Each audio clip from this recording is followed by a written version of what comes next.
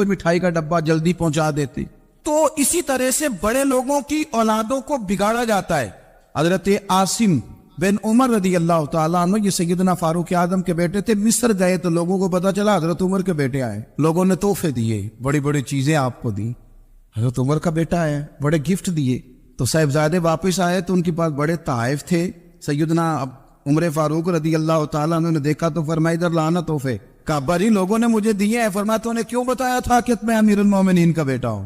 कहा हुजूर उनको वैसे ही पता चल गया। फरमाने लगे पुत्र ये तोहफे तुम्हें इसलिए मिले हैं कि तुम अमीर के बेटे हो। अस्सलामु अलैकुम वरहमतुल्लाहि वबरकातुहू। Welcome to my YouTube channel AM Islamic SK। उम्मीद है अल्हम्दुलिल्लाह आप सब खैरियत से होंगे। आप सबके लिए एक फिर से बहुत ही प्यारा बयान लेकर आए हैं, जो कि इस बार बयान अजमल रजा कादरी साहब का है। उन्होंने यह बयान दिया है हज़रत उमर रजी अल्लाह ताला अन्हु के बारे में, उनका जलाल कैसा है। तो आइए इस वीडियो को करते हैं स्टार्ट। अल्लाह तबारक व तआला इस दुनिया के अंदर बहुत सारे लोगों को मनसब और मकाम अता फरमाता है। बहुत सारे लोग ऐसे होते हैं जिन्हें अल्लाह तबारक व तआला ज़िंदगी में बड़े बड़े मौक़े अता करता है। वो चाहें तो उस मौके से अपने ज़ाती मुफादात हासिल करें और चाहें तो उन अच्छे मौक़े को मिल्लत की, मज़हब की, कौम की खिदमत के लिए वक्फ़ कर दें। कुछ लोग ऐसे होते हैं कि जो किसी मकसद के हुसूल की तरफ सफ़र तो कर रहे होते हैं, लेकिन उसके पीछे ज़्यादातर उनके ज़ाती मुफादात कार फरमा होते हैं और वह अपने दुनियावी मकासद के लिए, अपने और अपने ख़ानदान के दुनियावी फ़वाइद के लिए कोशिश कर रहे होते हैं। ऐसे लोग भी महदूद रह जाते हैं, इनकी सोच भी महदूद रह जाती है और कई दफ़ा कुछ थोड़ी देर के लिए उनके नाम उभरते हैं और फिर हमेशा के लिए दब जाते हैं। कुछ लोग ऐसे होते हैं जो ज़िंदगी के अंदर अल्लाह के लिए, अल्लाह ताला की रज़ा के लिए, रसूल पाक सल्लल्लाहु ताला अलैहि वसल्लम की खुशनुदी हासिल करने के लिए, दीन की, मिल्लत की, मुल्क की सरबुलंदी के लिए आगे आना चाहते हैं।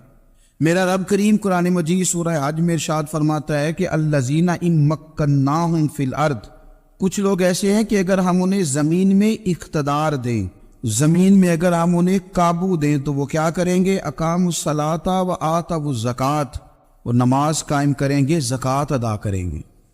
वामरू बिल मारूफ, नेकी का हुक्म देंगे, व नहू अनिल मुनकर, और लोगों को बुरी बातों से मना करेंगे। वो दीनी, फिक्री, इस्लाही इनकलाब बर्पा कर देंगे, नमाज को आम करेंगे, ज़कात को आम करेंगे, भलाई का हुक्म देंगे और बुराई से मना करेंगे। अल्लाह तबारक व तआला ने उन लोगों को जब इख्तिदार दिया, वो कौन लोग थे? सैयदना सिद्दीक़ अकबर, हज़रत फ़ारूक आज़म, सैयदना उस्मान गनी, हज़रत मौला अली रिदवानुल्लाह ताला अलैहिम अजमाइन। अल्लाह ने जब इन लोगों को इख्तिदार दिया ज़मीन के अंदर, अल्लाह तबारक व तआला ने इन्हें नबी पाक अलैहिस्सलातु सलाम की नियाबत के लिए चुना, तो इन लोगों ने ये इनकलाब बर्पा किया, नमाजें आम हो गई, शौक से लोग सदका तो खैरात देने लगे, भलाई आम हुई, बुराई का कला कमा किया गया। हमारे यहाँ भी लोग एहतसाब की बातें करते हैं, हमारे यहाँ भी लोग कहते हैं कि मैं रिश्वतखोरी को, करप्शन को, नाजायज़ चीज़ों को हमेशा के लिए जड़ से उखेड़ फेंकूंगा। लोग दूसरों से मुतालबा करते हैं कि ये सारे काम जायज़ करें, लेकिन खुद इस पर अमल करने को तैयार नहीं होते। याद रख लें कि ये जो एहतसाब है ये इंसान की अपनी ज़ात से शुरू होता है। सही बात। आप जब निज़ाम एहतसाब दुनिया के अंदर मुस्तहकम करना चाहते हैं तो उसमें फिर आपको अपनी ज़ात को सामने पेश करना पड़ेगा। आज हम बात करने जा रहे हैं सैयदना फारूक आज़म रदी अल्लाह ताला अन्हु। तो जनाब उमर फारूक रदी अल्लाह ताला अन्हु का जो निज़ाम एहतसाब है, उन्होंने उसको घर से शुरू किया, अपने आप से उसका आगाज़ फरमाया था। हमारे यहाँ ये होता है कि जिस बंदे के अकाउंट में अच्छे खासे पैसे हैं, वो बिल जमा कराने जाए तो उसे लाइन में नहीं लगना पड़ता, मैनेजर साहब उसे आगे बुला लेते। तो वो बाद में क्या कह रहा होता है? कहता देखो अल्लाह ने कितनी इज्जत दी है, मुझे लाइन में नहीं लगना। सही बात है भाई, लाइन में लगना तो आपका ये था कि आप समझते हैं कि सारे मुसलमान हैं, मोमिनीन हैं, बराबर हैं, तो मैं किसी को तकलीफ में मुब्तला ना करूं। जब आप आगे चले गए थे तो आपने बहुत सारे लोगों का हक मारा था, वो लाइन में जो लगे हुए थे उनका वक्त लंबा हो गया था। आपने तो अपने आप को एहतसाब के लिए पेश ही नहीं किया, बल्कि आपने कह दिया कि जनाब मेरा तो रुतबा आला है, लिहाजा ये मेरा हक बनता था, मुझे तो इस्तेहकाम मिलना चाहिए था। यहाँ बहुत सारे लोगों ने अपने हक में चीज़ों को और रंग में पेश किया। सैयदना फारूक आज़म रदी अल्लाह ताला अन्हु ने इस निज़ाम एहतसाब को अपने घर से शुरू फरमाया। حضرت عمر فاروق رضی اللہ تعالیٰ عنہ اپنے بچوں سے فرمایا کرتے تھے کہ جب میں حکم لوگوں کو کروں گا نا، اپنی رعایا کو، مسلمانوں کو میں کوئی حکم دوں گا تو تمہیں پہلے اس پر عمل کرنا پڑے گا۔ آپ فرمایا کرتے تھے یاد رکھنا لوگ تمہیں اس طرح دیکھیں گے، لوگ اس طرح تمہیں دیکھیں گے جس طرح گوشت کھانے والا پرندہ گوشت کو دیکھا کرتا ہے۔ چیل گوشت کھاتی ہے تو کیا کبھی اس کو پیغام بھیجنا پڑا ہے کہ تو آجا یہاں گائے مر گئی ہے، بھینس مر گئی ہے؟ خود بخود اس کی نظر ہوتی ہے، وہ پہنچ جاتی۔ جناب عمر فرمانے لگے میرے گھر والوں، میرے بیٹوں، میری بیٹیوں، میری اہلیہ، لوگ تمہیں اس طرح دیکھیں گے جس طرح گوشت کھانے والے پرندے دیکھتے ہیں، لہذا میں جب کسی کو عمل کروں تو پہلے تمہیں اس پر عمل کرنا پڑے گا جب میں کسی کو حکم دوں۔ آپ فرمانے لگے یاد رکھنا اگر تم نے میرا حکم نہ مانا تو غیروں نے حکم نہ مانا تو انہیں ایک سزا ملے گی، اور اگر میرے گھر والوں نے نہ مانا تو ڈبل سزا ملے گی، تم پر ڈبل سختی کی جائے گی کہ تم نے میری بات کیوں نہیں مانی۔ یہ نظام احتساب ہے۔ ہم نہ دوسروں کے بچوں کا گلا کاٹ کے اپنے بچوں کی خوشیاں لینا چاہتے ہیں، ہم چاہتے ہیں کہ دوسروں کے بچوں کے حصوں کا مال میرے گھر میں آ جائے، آ جاتا ہے۔ کچھ لوگوں کی سیاست چل جاتی ہے، کچھ لوگوں کا فریب اور فراڈ کام کر جاتا ہے، لیکن وہ گھر روشن نہیں ہوتے۔ ان گھروں میں پیسہ ہوتا ہے پر قرار رخصت ہو جاتا ہے، ان گھروں میں آسانیاں اور وسعتیں تو آ جاتی ہیں لیکن ایک دوسرے کا احترام ختم ہو جاتا ہے۔ سیدنا فاروق اعظم رضی اللہ تعالیٰ عنہ کا یہ طریقہ تھا کہ وہ اپنے بچوں پر سختی کرتے۔ آپ ہمارے ملک میں یہ نظام ہے، موجودہ حکمران ہو یا ان سے پچھلے، بچے سب کے ملک سے باہر رہتے ہیں، یہاں رہتے ہیں تو محلات میں، باہر جاتے ہیں تو بڑی بڑی آسائشوں میں۔ ان کے بچوں کے لیے قانون بھی الگ سے ہیں، قاعدے بھی الگ سے ہیں، اور ہمارے ملک کے اندر تو ایک باقاعدہ پروٹوکول کا سسٹم ہے، اس سسٹم سے گزر کر بڑے بڑے لوگ چلنا پسند کرتے ہیں۔ ہمارے زمانے میں بھی کچھ چیزیں سرکاری ہوتی ہیں خالص، لیکن عجیب نظام ہے نا، ہر چیز کا کرایہ بڑھ جاتا ہے، سرکاری دکان کا نہیں بڑھتا۔ باقی دکانیں 5-6 سال کے لیے ملتی ہیں، سرکاری دکان پہ آپ قبضہ کرنا چاہیں تو پورے 100 سال کے لیے مل جاتی، چونکہ یہ عام عوام کی پراپرٹی ہے تو اس کے ساتھ جو مرضی کو سلوک کرے۔ ایک سرکاری چراگاہ تھی جس کے اندر جانور چرا کرتے تھے، ہمارے یہاں بھی پنجاب میں کچھ جگہیں ہوتی ہیں تو ہم لوگ کہتے ہیں شام لاٹ ہے، سرکاری چراگاہ میں جانور چرا کرتے تھے۔ حضرت عمر فاروق رضی اللہ تعالیٰ عنہ کے صاحبزادے سیدنا عبداللہ ابن عمر رضی اللہ تعالیٰ عنہ نے بھی ایک اونٹ خرید لیا، تو سب لوگوں کے جانور سرکاری چراگاہ میں چرتے تھے، آپ نے بھی اپنا جانور وہاں چرنے کے لیے، کھانے پینے کے لیے چھوڑ دیا۔ وہ جب اونٹ آیا تو پتلا تھا، کچھ دنوں کے بعد وہ فربا ہو گیا، طاقتور ہو گیا، موٹا تازہ ہو گیا۔ حضرت سیدنا عبداللہ ابن عمر رضی اللہ تعالیٰ عنہ نے بیچا تو وہ ڈبل قیمت سے بھی زیادہ کا بکا، کیونکہ پہلے دبلا پتلا تھا، اب موٹا تازہ فربا ہو گیا۔ حضرت سیدنا فاروق اعظم رضی اللہ تعالیٰ عنہ کو پتہ چلا تو بلایا، فرمایا پتر اونٹ بیچ دیا ہے؟ ابا جی بیچ دیا ہے۔ فرمایا کتنے کا خریدا تھا؟ اتنے کا۔ بیچا کتنے کا؟ ڈبل قیمت بتائی۔ فرمایا اس طرح کر کے اصل رکھ لے اور جو اوپر ملی جائے مجھے دے دے۔ حضور آپ نے کیا کرنی ہے؟ فرمایا میں سرکاری خزانے میں جمع کروں گا۔ حضور کیوں؟ فرمایا اس لیے کہ تیرا اونٹ سرکاری جگہ پہ چرا کرتا تھا، وہ گھاس سرکاری جگہ سے کھاتا تھا۔ حضور سب کے کھاتے۔ حضرت عبداللہ ابن عمر کہنے لگے سب کے کھاتے ہیں؟ آپ فرمانے لگے تو سب میں شامل نہیں ہے، تو امیر المومنین کا بیٹا ہے، تجھے میں یہ حق نہیں دے سکتا، تیرے اوپر تھوڑی سختی زیادہ کی جائے گی، تجھے یہ حق نہیں ملے گا۔ تو اپنے اونٹ کو چونکہ سرکاری چراگاہ میں چرایا کرتا تھا، لہذا تجھے وہ جو اصل رقم یہاں جمع کرانی پڑے گی۔ ہمارے تو بچے پہلی بات تو یہ ہے کہ بات ہی نہیں سنتے۔ یہ سب کے بچوں کی بات کر رہا ہوں، ٹیچر کے بچے ہوں، سیٹھ کے بچے ہوں، پیر کے بچے ہوں، امام صاحب کے بچے ہوں، کسی کے بچے ہوں، پہلے تو سنتے نہیں، اور اللہ خیر کرے اگر آپ کوئی سنانا چاہیں تو فوری طور پر وہ ہوم منسٹری کے پاس پہنچ جاتے، ان کی اماں ان کی وکیل بن جاتی، آپ کیا ہی کچھ نہیں سکتے، حالات رخ بدل جاتے۔ اس کا نقصان یہ ہوتا ہے کہ ان کو تراشا نہیں جا سکتا، ان کو ہیرے نہیں بنایا جا سکتا، ان کے اوپر کچھ ایسی میل کچیل چڑھ جاتی ہے جو بڑی عجیب و غریب ہوتی ہے۔ اور کچھ لوگ ایسے ہوتے ہیں جو خرابی کرنے میں بھی اپنا کردار ادا کرتے ہیں، خرابی کرنے میں، اور بڑے لوگوں سے منسلک ہونے کے لیے لوگ رستے تلاش کرتے ہیں، رستے۔ میں چونکہ چیزوں کا مطالعہ کرنے کا بڑا شوقین ہوں، تو میری والدہ داخل تھی کئی سال پہلے ہسپتال میں، تو مجھے اس ہسپتال میں کچھ دن رہنا پڑا، ایک پرائیویٹ ہاسپٹل تھا، تو اس میں انہوں نے جگہ جگہ لکھ کے لگایا تھا ملازمین کو بخشیش نہ دیں، ہم ان کو بڑی اچھی معقول تنخواہ دیتے ہیں، سیلری بڑی عمدہ ہے، تو لوگ بخشیش نہ دیں۔ میں نے جو مینجمنٹ کے لوگ تھے ہاسپٹل کی، ان میں سے ایک سے میں نے کہا کہ اگر کوئی بندہ اپنی خوشی سے دینا چاہے تو آپ نے بڑا موٹا لکھ کے لگایا برائے مہربانی ان کو بخشیش نہ دیں۔ اس نے بڑی قیمت، سادہ آدمی تھا پر میری بڑی اس نے مجھے بات بتائی، مجھے نفع ہوا۔ کہنے لگے مولوی صاحب جب کچھ امیر لوگ اسپتال میں مریض لے کے آتے ہیں تو وہ صفائی والے کو پہلے ہی 500 روپیہ دکھا لیتے ہیں آتے ہی، پھر وہ جیسی آواز دیتے ہیں صفائی والے فٹافٹ اندر آتے ہیں، ان کا کمرہ صاف کرتے ہیں۔ تو سارے تو بیچارے اتنے مالدار نہیں ہوتے کہ آتے ہی پہلے کام والے کو 500 دیں۔ پھر نقصان کیا ہوتا ہے کہ یہ جن کی ذمہ داری ہے بہت ساری ڈیوٹیاں کرنے کی، یہ ڈیوٹی نہیں کرتے، یہ پلٹ کے ان کی طرف دیکھتے ہیں جن کے گھر سے سالن صحیح آتا ہے، ادھر ان کی توجہ زیادہ ہو جاتی ہے، جو نوٹ ان کو زیادہ دکھاتے ہیں، جو پھل لے کے آتے ہیں تو آدھا ان کو دیتے ہیں۔ تو ہم یہ کہتے ہیں یہ کام ہی نہ کرو، یہ اپنی تنخواہ پہ کام کریں تاکہ ہر آنے والے کا درد سمجھیں، ہر ایک کو یکساں یہ سروسز فراہم کریں۔ تو ہم یہ کام کرتے ہیں، ہم ایم پی اے کے اور کسی سے ہمارا تعلق نہ بنے تو ہم جناب اس کے ڈرائیور سے ہی تعلق بنا لیتے ہیں، ہم وہ جو آپریٹ کرنے والا ہوتا ہے ٹیلی فون اسی سے بڑا تعلق بناتے ہیں، اس کو مٹھائی کا ڈبہ جلدی پہنچا دیتے۔ تو اسی طرح سے بڑے لوگوں کی اولادوں کو بگاڑا جاتا ہے۔ حضرت عاصم بن عمر رضی اللہ تعالیٰ عنہ، یہ سیدنا فاروق اعظم کے بیٹے تھے، مصر گئے تو لوگوں کو پتا چلا حضرت عمر کے بیٹے آئے، لوگوں نے تحفے دیے، بڑی بڑی چیزیں آپ کو دی، حضرت عمر کا بیٹا آیا، بڑے گفٹ دیے۔ تو صاحبزادے واپس آئے تو ان کے پاس بڑے تحائف تھے، سیدنا عمر فاروق رضی اللہ تعالیٰ عنہ نے دیکھا تو فرمایا ادھر لانا تحفے، کہا بھائی لوگوں نے مجھے دیے ہیں، فرمایا تو نے کیوں بتایا تھا کہ میں امیر المومنین کا بیٹا ہوں؟ کہا حضور ان کو ویسے ہی پتا چل گیا۔ فرمانے لگے پتر یہ تحفے تمہیں اس لیے ملے ہیں کہ تم امیر کے بیٹے ہو، یہ تحفے تمہارا حق نہیں، کیونکہ تمہیں اس کرسی کی وجہ سے ملے ہیں اور یہ کرسی مسلمانوں کی ہے، لہذا یہ حق بھی مسلمانوں کا ہی ہے، یہ لا سارے مال غنیمت میں جمع کیے جائیں۔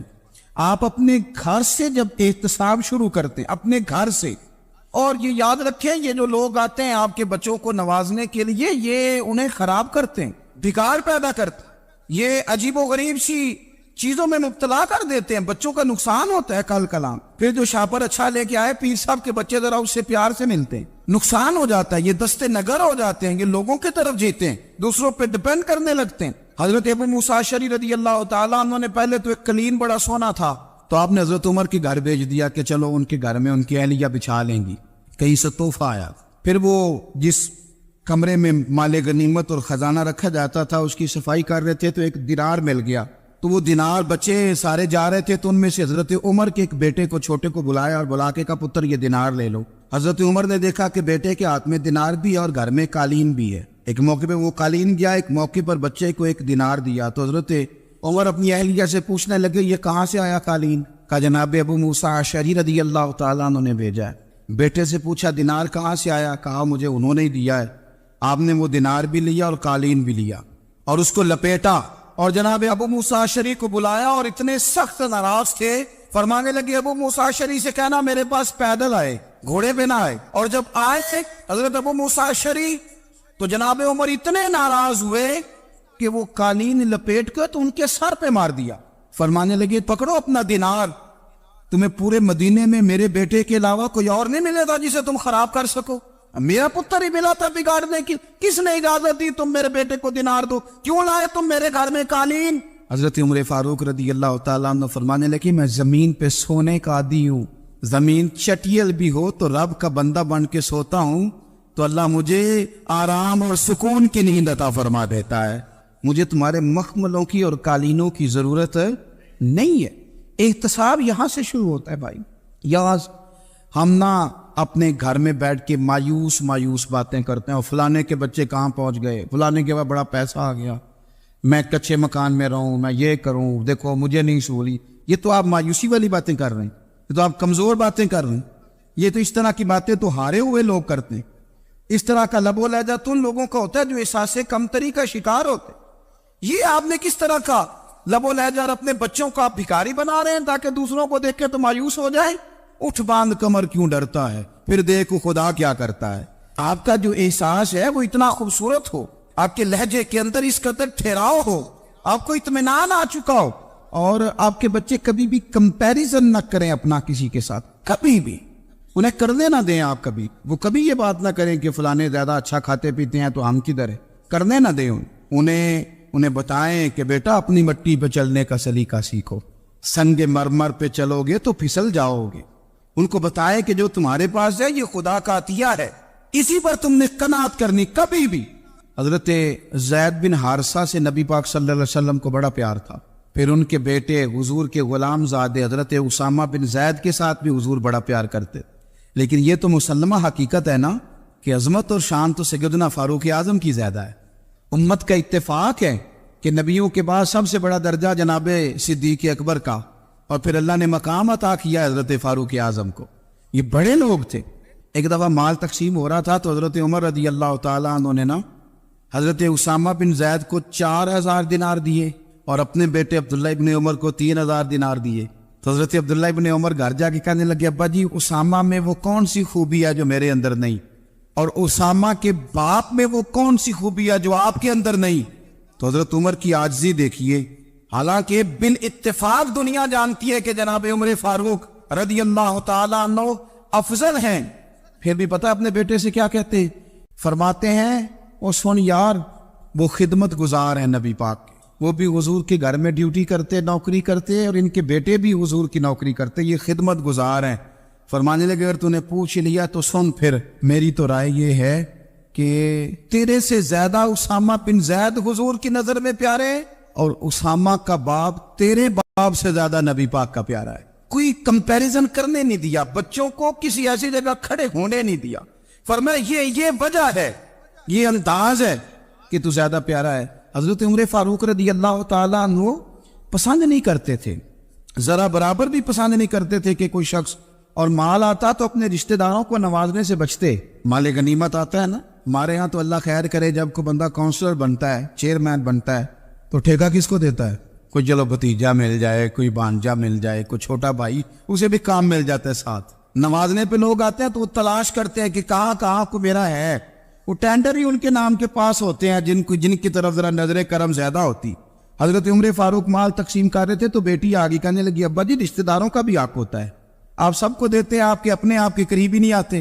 تو حضرت عمر فاروق نے کیا لفظ کہے, کیا حقیقت ہے, کیا حسن ہے. فرمانے لگے پتر یہ مال تیرے باپ کا نہیں مسلمانوں کا ہے, جب تیرے باپ کا ذاتی مال ہوگا تو اپنے رشتہ داروں کو دے گا, یہ مسلمانوں کا مال ہے, یہ اسی حساب سے تقسیم ہوگا جو عدل کا حساب ہے, جو ترازو ٹھیک ہے. فرمایا تو مجھے یہ مشورہ نہ دے, یہ مسلمانوں کا مال. یہاں سے نظام میں احتساب شروع ہوتا ہے, یہاں سے انسان آگے بڑھتا ہے, اور پھر کوئی تکلف نہیں کسی پر حضرت عمر کا, کوئی چھوٹا ہے یا بڑا ہے. حضرت ابو سفیان رضی اللہ تعالیٰ عنہ سردار رہ چکے ہیں مکے کے, بڑے آدمی, لیکن نظام احتساب میں کوئی چھوٹا بڑا نہیں ہوتا. حضرت عمر فاروق مکہ مکرمہ گئے تو لوگوں نے کہا حضور جناب ابو سفیان نے نا گلی میں پتھر رکھے اور بہت سارے لوگوں کو رستوں میں تکلیف ہو رہی ہے.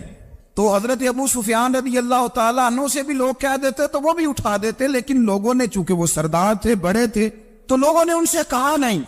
حضرت عمر جب آئے تو کہا تو جناب عمر نے پرواہ نہیں کی, خود آئے, جناب ابو سفیان سے کہا یہ پتھر آپ نے رکھے, کہا حضور ہاں. فرمایا یہ بھی اٹھائیے, یہ بھی اٹھائیے, یہ بھی اٹھائیے. جب وہ اٹھا رہے تھے تو حضرت عمر کہہ رہے تھے شکر نہیں اللہ کا کہ عمر کہہ رہے ہیں اور ابو سفیان مانتے جا رہے ہیں. شکر نہیں, یہ نظام احتساب ہے کہ بڑا ہو یا چھوٹا ہو, اس کو یہ حق حاصل نہیں ہے کہ مسلمانوں کو وہ کسی تکلیف میں کسی بھی صورت میں مبتلا کرے, کہیں بھی کسی جگہ بھی, اس کو یہ والی اجازت نہیں. حضرت سیدنا عمر فاروق رضی اللہ تعالیٰ عنہ. پھر ایک اور بات تھی, میں کئی دفعہ یہ بات کہتا ہوں اور مجھے ذاتی طور پر اس کا بڑا تجربہ ہے. کچھ لوگ نا خوشامد پسند ہو جاتے, بڑی عمدہ تعریف کرتے ہیں, اوئے ہوئے ہو پول باندھتے ہیں پورے, آپ کے پاس آئیں گے تو کہیں گے جناب آپ سے زیادہ اچھا بندہ ہی کوئی نہیں, تو وہ نا آپ سے کام نکلواتے ہیں. پھر وہ کسی دوسرے کے پاس جاتے ہیں تو اسی طرح کا رویہ وہ دوسروں کے ساتھ کرتے. یہ عام لوگوں میں بھی مرض ہوتا ہے, عام لوگوں میں. اور بادشاہ وہ بندہ اگر, پھر تو اس کا دل کرتا ہے میں اگر بادشاہ سلامت ہوں تو 2-4 بندے دیہڑی پہ رکھ لوں پر میری تعریف ضرور کریں.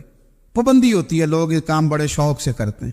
اور شیخ سعدی فرمایا کرتے تھے لکڑی کو گھن کھا جاتی ہے اور بڑے لوگوں کو خوشامد کھا جاتی ہے خوشامد. حضرت عمر فاروق رضی اللہ تعالیٰ عنہ اس معاملے میں بھی بڑے مضبوط تھے. ویسے مجھے اور آپ کو اچھا کون لگتا ہے ہماری غلطیاں بتانے والا؟ ہمارے ایسا فرمایا کرتے تھے اپنے دشمنوں کی باتوں پر بھی غور رکھو, تمہارے دشمن تمہیں نکھار دیتے ہیں. تمہارے اندر جو کوتاہیاں ہوتی ہیں وہ تمہیں پتہ چل جاتی ہیں کہ یہاں میری اصلاح ہو رہی، ان پر غور کرو وہ کیا کہتے ہیں۔ حضرت عمر فاروق کی تعریف کی ایک بندے نے، کمال تعریف کی، اس کا خیال تھا کہ رزلٹ بڑا شاندار آئے گا، بادشاہ کی تعریف ہوتی تھی تو پھر تھیلی جاتی تھی اشرفیوں کی، کمال رزلٹ آئے گا۔ تو حضرت عمر جب وہ پوری کر چکا نا بات، تو فرمانے لگے تو خود بھی ہلاک ہوا اور مجھے بھی ہلاک ہی کر دیا ہے، خود بھی تباہ ہوا ہے مجھے بھی تباہ کر دیا۔ کس طرح کی باتیں کر رہے؟ ایک بندہ اور آیا اور اس نے آ کے کہا کہ پوری امت میں سب سے افضل ہے فاروق اعظم آپ ہی ہیں۔ تو حضرت عمر فاروق فرمانے لگے تجھے تیری ماں روئے، ابو بکر تجھ سے بھی افضل تھے، تیرے باپ سے بھی افضل تھے، اور صدیق اکبر مجھ سے بھی افضل ہے اور میرے باپ سے بھی افضل ہے۔ یہ تو کس طرح کی بات کر رہا ہے؟ یہاں ہر شے ہضم نہیں ہو جاتی، فوری طور پہ لوگ ڈکار بھی پورا نہیں لیتے۔ قرآن مجید نے کہا فَلَا تُزَكُّوا أَنفُسَكُمْ هُوَ أَعْلَمُ بِمَنِ اتَّقَىٰ، اپنے منہ سے نہ کہو میں پاک صاف ہوں، اللہ زیادہ بہتر جانتا ہے کہ تم میں سے پرہیزگار کون ہے۔ اپنے منہ سے تعریفیں کرتے کراتے ہو، یہ مزاج چھوڑ دے۔ حضرت عمر رضی اللہ تعالیٰ عنہ پسند نہیں کرتے۔ ایک آدمی نہ چلتا تھا وہاں تو بڑا متکبرانہ چال کے ساتھ چلتا، حضرت عمر نے دیکھا، یہاں تک احتساب فرماتے، زمین پہ زور زور سے پیر پٹکتا، چال بڑی اس کی متکبرانہ، لوگ بڑے پریشان ہوتے۔ حضرت عمر نے ایک دن سمجھایا، باز نہیں آیا، اگلے دن پہ درہ نکال لیا، لگائے 4 درے، فرمایا آج کے بعد نہ چلنا اس طرح مدینے میں پیر پٹک پٹک کے۔ اس وقت تو اسے غصہ لگا، لیکن کچھ دیر کے بعد نا جب غصہ اترا تو حضرت عمر کے پاس آیا، کہنے لگا حضور اللہ آپ کا بھلا کرے، آپ نے درے نہیں مارے، آپ نے تو شیطان بھگا دیا جو میرے ساتھ چمٹا ہوا تھا، چمٹا ہوا شیطان آپ نے مجھ سے بھگا دیا ہے۔ یاد رکھیں مسند امام احمد بن حنبل میں حدیث ہے، اللہ کے پیارے رسول صلی اللہ علیہ وسلم فرماتے ہیں جو دنیا میں متکبرانہ چال کے ساتھ چلتا ہے نا، قیامت کے دن وہ اللہ سے اس حال میں ملے گا کہ رب اس سے ناراض ہوگا۔ متکبرانہ چال سے نہیں چلیں گے۔ تو حضرت فاروق اعظم رضی اللہ تعالیٰ عنہ کا یہ طریقہ تھا کہ آپ خیال کرتے، اور پتہ کس طرح کا آپ کا مزاج تھا؟ فرماتے تھے تقسیم کرو، دوسروں کا بھی خیال رکھو۔ جس طرح بندہ دیوانہ وار نہیں لوگوں کا خیال رکھتا کہ بندہ بگڑے کوئی نہ، دیوانہ وار۔ کچھ لوگ تبلیغ کرتے ہیں رسمی، اور کچھ لوگ ایسے ہوتے ہیں جو لوگوں کی اصلاح میں دیوانے ہو جاتے، ان کی خواہش ہوتی ہے یہاں بھی بندہ ٹھیک ہو جائے، یہاں بھی بندہ ٹھیک ہو جائے، یہاں بھی بندہ ٹھیک۔ کچھ لوگ کڑی نگرانی کرتے ہیں کہ انسان بگڑنے نہ پائے۔ حضرت عمر فاروق رضی اللہ تعالیٰ عنہ نا گوشت والی دکان کے پیچھے جا کے بیٹھ گئے کئی دنوں تک۔ وہ کہنے لگا حضور یہاں کیا ہے؟ فرمایا تو اپنا کام کرنا۔ گوشت والی دکان پہ بیٹھے، کام کر اپنا، نگرانی کرنے لگے حضرت عمر۔ پھر آپ نے نا وہ بندے پکڑ لیے، کون؟ جو 2 دن مسلسل گوشت خریدنے آئے، پکڑ کے کھڑا کر لیا۔ فرمایا تو کل بھی گوشت لینے آیا تھا؟ حضور ہاں۔ فرمایا آج پھر کھائے گا؟ حضور جی۔ تو آپ فرمانے لگے کیا تیرے محلے سے غربت ختم ہو گئی ہے؟ تیرے رشتہ دار سارے پیٹ بھر کے کھاتے ہیں تو 2 دن گوشت لینے آتا ہے؟ فرمایا آج کے بعد مسلسل گوشت لینے آیا تو درے سے ماروں گا، خبردار یہ کام نہ کرنا۔ یہاں تک نظام احتساب کا جب خیال رکھا جائے پھر حالات بگڑا نہیں کرتے، پھر وہ قابو میں رہا کرتے۔ حضرت عمر فاروق رضی اللہ تعالیٰ عنہ اس ترتیب کے ساتھ اصلاح کرتے، اس ترتیب کے ساتھ۔ امید ہے الحمدللہ آپ کو یہ بیان اچھا لگا ہوگا اس ویڈیو کو دیکھنے کے بعد، تو کمنٹ میں آپ ضرور بتائیں کہ آپ کو یہ بیان کیسا لگا۔